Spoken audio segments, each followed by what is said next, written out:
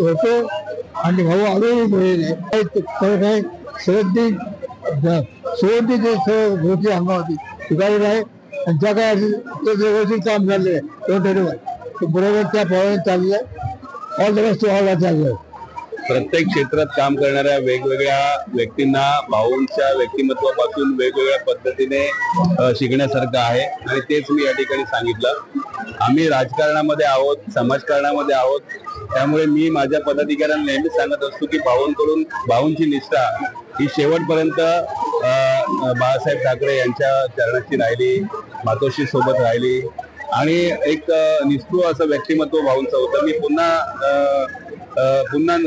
शरद भाऊ होणार नाहीत, शरद भाऊंसारखं पूर्ण तसं व्यक्तिमत्व होणार नाहीत, परंतु एक आनंद आहे की शरद भाऊंच्या बरोबरीने त्यांच्या पावलावर पाऊल ठेवून आमचे शिवसेना उपनेते शरद आचार्य यांचे सुबोध आचार्य हे सुद्धा चांगल्या पद्धतीने आमच्या सोबत काम करत आहेत.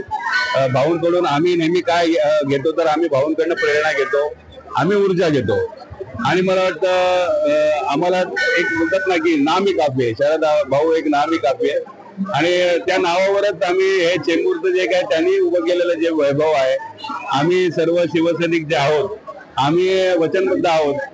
शरद आचार्यांसारखा प्रामाणिक नेता कार्यकर्ता आम्ही वचनबद्ध आहोत की शेवटच्या श्वासापर्यंत आम्ही मातोश्री उद्धव बाळासाहेब ठाकरे आणि जनते बरोबरची जी काही असलेली आमची नाळ आहे ती आम्ही तुटून देणार नाही. आम्ही समाजामध्ये जे काही विचित्र वातावरण चाललंय, विचित्र परिस्थिती चालली आहे, आम्ही लढू, आम्ही चांगली कामं करू, लोकांपर्यंत पोहोचू. भाऊंचं जे कार्य आहे ते पुढे नेण्याचं काम करण्यासाठी आम्ही अहोरात्र मेहनत करू, एवढंच आम्ही या ठिकाणी सांगतो. नाही काय होते आम्ही असं बघा आता जंगली माणसं आता मुलं सगळी देवळाची जनता आहे, त्यामुळं वाचाचा वाचाल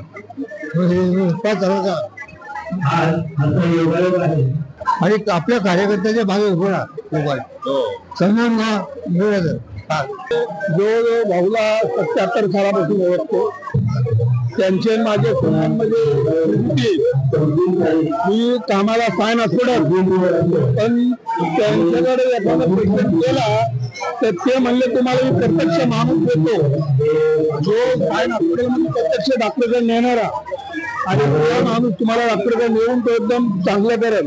आणि शरद आचार्यांचे आमचे जे संबंध आहेत ना, जे घरगुती कराड, सातारा, धुळे, तर मला ते फोन करायचे आणि मला सांगायचे मल्हारी आपल्याला जायचं, एक बॉडीगार्ड म्हणून मला ठेवायचे ते. आणि संबंध त्यांचे माझे जर म्हणले माझी पुरी फॅमिली आमचा आम्ही जरीमाल आहे, पण त्यांच्याबद्दलचे संबंध त्यांनी कधी जात पात काही पाळले नाही. सर्वेच्या अगोदर आंबेडकरांचा पुतळा त्यांनी चमू केला, ते म्हणले पहिला मी आंबेडकरांचा पुतळा चमू करेन, त्याच्यानंतर मी माझ्या वडिलांचा करेन, ही अशी त्यांची उठणूक होती. आणि त्याच्याबद्दल त्यांच्या नावे समजून बाहेर चांगले ते इथे थांबतो. जय भीम, जय हिंद, जय महाराष्ट्र.